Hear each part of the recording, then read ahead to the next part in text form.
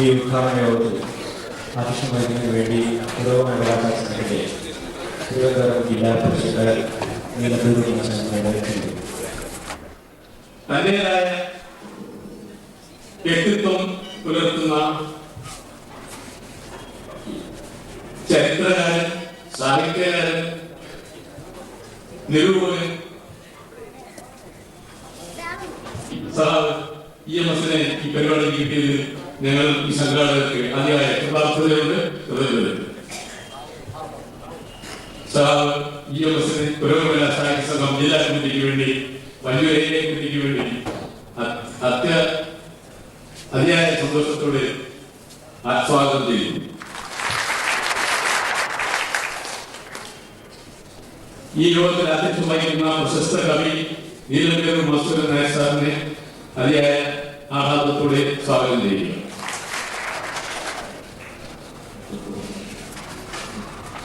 സാംബശിവന്റെ പുതിയ കഥകൾ സാധാരണഗതിയിൽ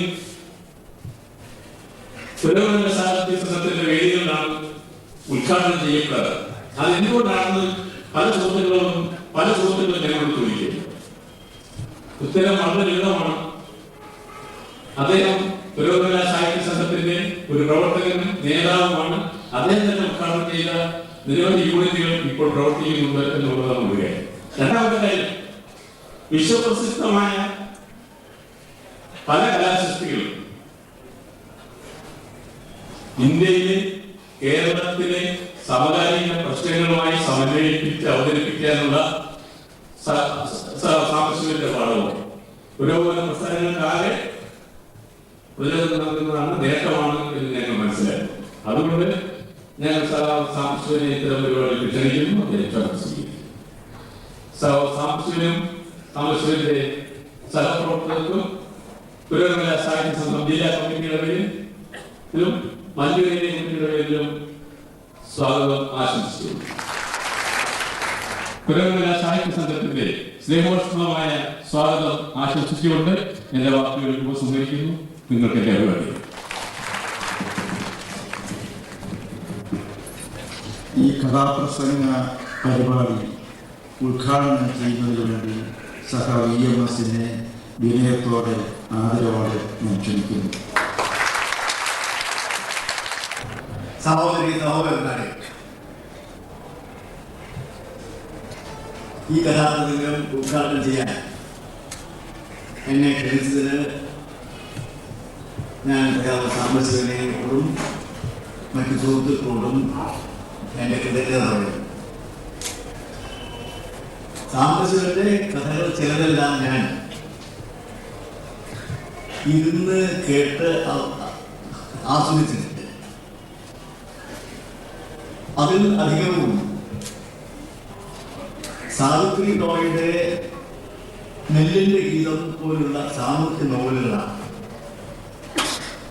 ആ നോവലുകളെ കഥയാക്കി മാറ്റുകയാണ് സാംബശിവൻ ഇതേവരെ ചെയ്തിട്ടുള്ളത്. അതൊരു പുതിയ അനുഭവം നിങ്ങൾക്ക് ഉണ്ടാവുമെന്നാണ് എൻ്റെ വിശ്വാസം. എന്തുകൊണ്ടെന്നാൽ ഈ സിദ്ധാർത്ഥൻ എന്നുള്ളത് ഒരു സാമൂഹ്യ നോവലല്ല, ചരിത്രപരവും ദാർശനികവും ആയ പ്രശ്നങ്ങൾ കൈകാര്യം ചെയ്യുന്ന ഒരു നോവലാണ്. പക്ഷേ ആ സിനിമയായിട്ട് വന്നിട്ടുണ്ട്, TV-യിൽ വന്നിട്ടുണ്ട്, ഇപ്പോഴത്തെ മലയാളത്തിൽ കഥയായിട്ട് വരികയാണ്. അത് നേരത്തെ ഞാൻ പറഞ്ഞതുപോലെ ഒരു സാമൂഹ്യ നോവലല്ല. ഇന്നത്തെ സമൂഹത്തെ പരാമർശിക്കുന്ന ഒരു നോവലല്ല. പുരാതന ഇന്ത്യയുടെ ചരിത്രത്തിൽ ഒരു ഘട്ടമാണ് ചിത്രീകരിച്ചത്. അതിൽ ബ്രാഹ്മണ മതം, ബ്രാഹ്മണ ദർശനം, ആ ബ്രാഹ്മണ മതത്തിൽ ബ്രാഹ്മണ ദർശനത്തിൽ പരിശീലനം നേടിയ ഒരു യുവാവ് പതുക്കെ പതുക്കെ ആയിട്ട് സന്യാസി ജീവിതത്തിന്റെ വഴിക്ക് പോകുന്നു. പക്ഷെ അതിനിടയ്ക്ക്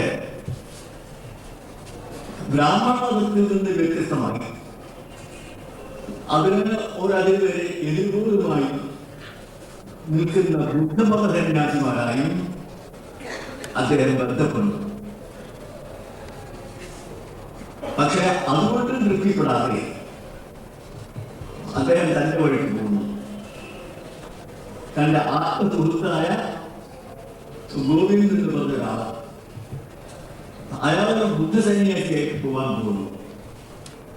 ബുദ്ധന്റെ ഉപദേശം സ്വീകരിക്കുന്നു. എങ്കിലും ബുദ്ധ മതം സ്വീകരിക്കുന്നില്ല, ബുദ്ധ സന്യാസിയാകുന്നില്ല. അദ്ദേഹം തന്റെ തന്നെ വഴിക്ക് പോകുന്നു. അങ്ങനെ തന്റെ വഴിക്ക് പോകുന്ന അവസരത്തിൽ അദ്ദേഹം ഒരു വേശ്യയുമായി ബന്ധപ്പെടുന്നു. ആ വേശ്യ വഴി ആഡംബര ജീവിതം സുഖജീവിതം നയിക്കുന്നു എന്ന് മാത്രമല്ല കച്ചവടത്തിലേർപ്പെടുന്നു. അങ്ങനെ ആ കാലത്ത് അനുഭവിക്കാവുന്നതിൽ വെച്ച് ഏറ്റവും നല്ല ജീവിതം അനുഭവിച്ച് പക്ഷെ അതിൽ നിന്ന് മടുക്കുന്നു. അതിനിടയ്ക്ക് ഈ വേശ്യയുമായിട്ടുള്ള ബന്ധനിമിത്തം ആ സ്ത്രീ ഗർഭവതിയാവുന്നു. പക്ഷെ അതിന് പ്രസവിക്കുന്നതിന് മുമ്പ് തന്നെ ഈ ജീവിതം മടുത്തിട്ട് ആ മനുഷ്യൻ അവിടെ വിടുന്നു. വിട്ടിട്ട് ഒരു സാധാരണ കടത്തു തൊഴിലാളികൾ വീട്ടിൽ താമസിക്കുന്നു. ജീവിതം ഇതെല്ലാം എടുത്തിട്ട് ഒരു സാധാരണ കടത്തു തൊഴിലാളികൾ വീട്ടിൽ താമസിച്ച് ആ ജീവിതം നയിച്ചുകൊണ്ട് താൻ തന്നെ ഒരു കടത്തു തൊഴിലാളിയായിട്ട് മാറുന്നു. ഈ വിധത്തിൽ നടക്കുന്നതിനിടയ്ക്കാണ് അദ്ദേഹത്തിന്റെ കാമുകി അവര് ബുദ്ധന്റെ ഒരു ശിഷ്യയാവുന്നു. ബുദ്ധൻ അദ്ദേഹത്തിന് മരിച്ചാലല്ല, ആ മരിക്കാൻ കിടക്കുന്ന ബുദ്ധനെ കാണുന്നതിന് വേണ്ടി ശിഷ്യന്മാര് ആ സ്ഥലത്തിൽ വരുന്നു. ആ സ്ഥലം ഈ സിദ്ധാർത്ഥൻ താമസിച്ച് കടത്തുവഞ്ചി പണി നടത്തുന്ന സ്ഥലത്തിന് തൊട്ടാണ്. എപ്പോഴും എനിക്ക് വളരെ ഇഷ്ടപ്പെട്ടു. അതിനി എങ്ങനെയാണ് സാമ്പശിവൻ കഥയാക്കി കൊണ്ടുവരിക എന്നുള്ളത് എനിക്ക് അറിയുക. അത് അദ്ദേഹത്തിൻ്റെ ടെക്നിക്ക് ഉണ്ട്. ആ ടെക്നിക്ക് എങ്ങനെയെല്ലാം അദ്ദേഹം ഉപയോഗിക്കും എന്ന് കാണാൻ എനിക്ക് കഴിയാത്തിൽ കേൾക്കുന്നുണ്ട്. കിടക്കുന്നതുകൊണ്ട് ഈ ഉദ്ഘാടന ചടങ്ങ് കഴിഞ്ഞുകൊണ്ട് ഞാൻ പോവാണ്. നിങ്ങളത് ആസ്വദിക്കും എന്നുള്ളതിന് യാതൊരു സംശയവുമില്ല. സാമ്പശിവന്റെ മറ്റ് കഥകളെ പോലെ ഇതും ജനപ്രീതി നേടും എന്നുള്ള ആസക്തിയോടുകൂടി ഞാൻ ഈ ഇവന്റെ ഉദ്ഘാടനം എന്നുള്ള ചടങ്ങിന് പോയിട്ടുണ്ട്.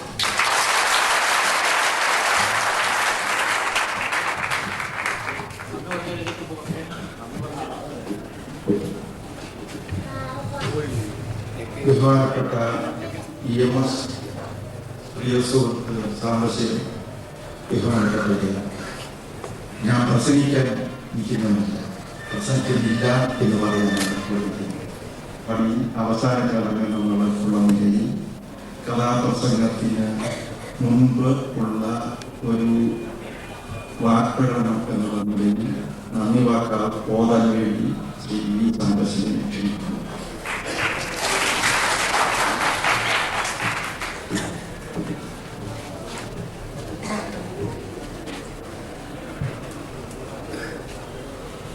മഹാനായ സഖാവ് EMS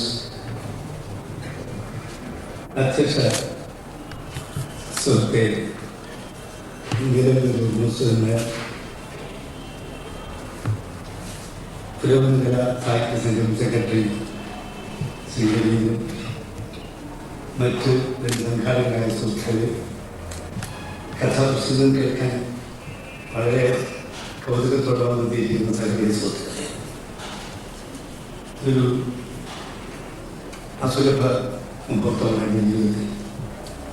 ഒരു ദിവ്യ മുഹൂർത്തമാണ് ഞങ്ങൾക്ക് കഥാപ്രസ്തുത കലാജീവിതത്തിൽ 44-ാമത്തെ വർഷം. 44-ാമത്തെ വർഷം പറയുന്നത് 51-ാമത്തെ കഥ. നിരന്തരമായുള്ള ഒരു പോരാട്ടം തന്നെയാണ് ഈ കഥാപ്രസംഗ രീതിയിൽ കഥകൾ അവതരിപ്പിക്കുന്നതിൽ ഒരു ഉത്സവത്തോടുകൂടി ഒരു വാശിയോടുകൂടി തന്നെ നിരന്തരമായി വരുന്ന ഒരു സ്വഭാവം എങ്ങനെ എനിക്ക് തോന്നിയത്. ആ സ്വഭാവം സമയം നഷ്ടപ്പെടുത്താതെ എങ്ങനെ സമയം വിനിയോഗിക്കണം, പ്രയോജനപ്പെടുത്തണം എന്ന് ഞാൻ പഠിച്ചത് മഹാനായ സഖാവ്. ഒരിക്കലും അദ്ദേഹം 1970-ലാണ് എൻ്റെ വീട്ടിൽ 2 ദിവസം താമസിച്ചില്ല. ഒരിക്കലും മറക്കാനാവാത്ത ഒരു അനുഭവം. 1970-ൽ അദ്ദേഹം ഞാൻ കൊല്ലത്തിൽ വീട് വെച്ചപ്പോൾ ആ വീട് സന്ദർശിക്കാൻ പോകണം. പാർട്ടി പ്രവർത്തകർ മുഖാണ് 2 ദിവസം താമസിച്ചു.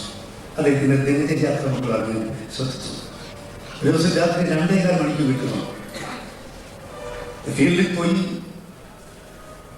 പ്രചരണങ്ങൾ നടന്നു, പ്രസംഗങ്ങൾ കഴിഞ്ഞ് തിരിച്ചെത്തുമ്പോൾ 2:15. വാക്സ് അടിച്ച് നോക്കിയിട്ട് അദ്ദേഹം സ്വയം തന്നോട് തന്നെ പറയുന്നു 2:15.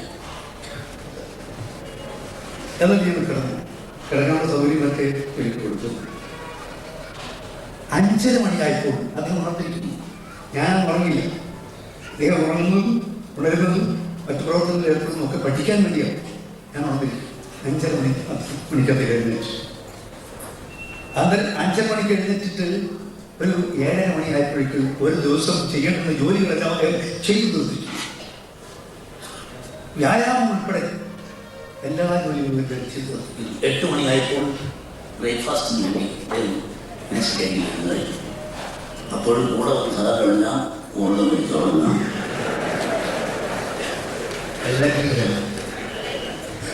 പിന്നെ ഞാനിത് ഓരോ തട്ടി വിളിച്ചു.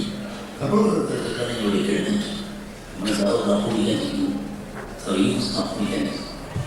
അപ്പോഴാണ് ധൃതിയിൽ അത് നമ്മളെ ഞാൻ ഉൾപ്പെടെ പുതിയ കഥകൾ ഒരു ദിവസം ഒരു വർഷം ഒന്നല്ല, ചിലപ്പോൾ ഒന്നിലധികം കഥകളും അവതരിപ്പിക്കാൻ കഴിയുമെന്ന് വിശ്വസിക്കുന്നു. പുതിയ തലമുറയിലുള്ള യുവസുഹൃത്തുക്കൾ കഥാപ്രസംഗങ്ങൾ ധാരാളം ഉണ്ട്.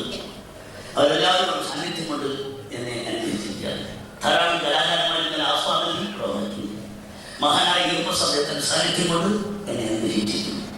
അദ്ദേഹത്തിന് വിലപ്പെട്ട ജീവിതത്തിൽ നിന്ന് കുറേ സമയം അനുവദിക്കാനുള്ള സുമനസ്യം മാത്രം വിശാല മനസ്സിലാണ്. നേരത്തെ സൂചിപ്പിച്ചതുപോലെ ലോക പ്രശസ്തനായ മാർക്സിസ്റ്റ് താത്വികാചാര്യൻ, ലോകം കണ്ട ഏറ്റവും വലിയ വിപ്ലവകാരൻ, ഇന്ത്യൻ തൊഴിലാളി പ്രസ്ഥാനത്തിന്റെ അനിശ്ചിതനായ നേതാവ് മഹാനായ സഖാവ് എം.എസ്. ഞാൻ ചെന്ന് പറഞ്ഞപ്പോൾ എനിക്ക് ഒരു പുതിയ കഥന്നു കണ്ണന്റെ മരണം എന്ന് പറഞ്ഞപ്പോൾ ഒരു ബുദ്ധിമുട്ട്. ഞാൻ ചെന്ന് കണ്ടപ്പോൾ അദ്ദേഹത്തിന്റെ മുഖത്തുനിന്ന് എനിക്ക് തോന്നി ഒരു പ്രകാശ പരിവേഷം, സ്നേഹത്തിന്റെയും സൗഹൃദത്തിന്റെയും പ്രകാശ പരിവേഷം, രശ്മികൾ അദ്ദേഹത്തിന്റെ മുഖത്തിന് പ്രസരിക്കുന്നത് തോന്നി. ഇത് മുഖസ്തുതിയല്ല, ഒരു സത്യം പഠിക്കണം. ഉള്ളിന്റെ ഉള്ളിൽ നിന്നുള്ള സൗഹൃദത്തിന്റെ പ്രകാശ പരിവേഷണത്തിന്റെ ബുദ്ധിക്കാണ്. എൻ്റെ ജീവിതത്തിലെ ഇത്തരം ഭോഗത്തിൽ അല്പനേരം എന്നോട് ഉണ്ടാവുകയും സംസാരിക്കുകയും കഥാപ്രസംഗം ഉദ്ഘാടനം ചെയ്യാൻ സുഹൃത്തുക്കൾ ആഗ്രഹിച്ചിരിക്കുക. എങ്ങനെ ഇതിന് വാക്കുകൾ നന്ദി പറയാം. നന്ദി വാക്കുകൾ അവരെയുള്ള അശക്തരാകുന്ന നിമിഷമാണ്. വാക്കുകൾക്ക് അതീതമായ നന്ദി, വാക്കതീതമായ നന്ദി, കൃതജ്ഞതയും ആദരവും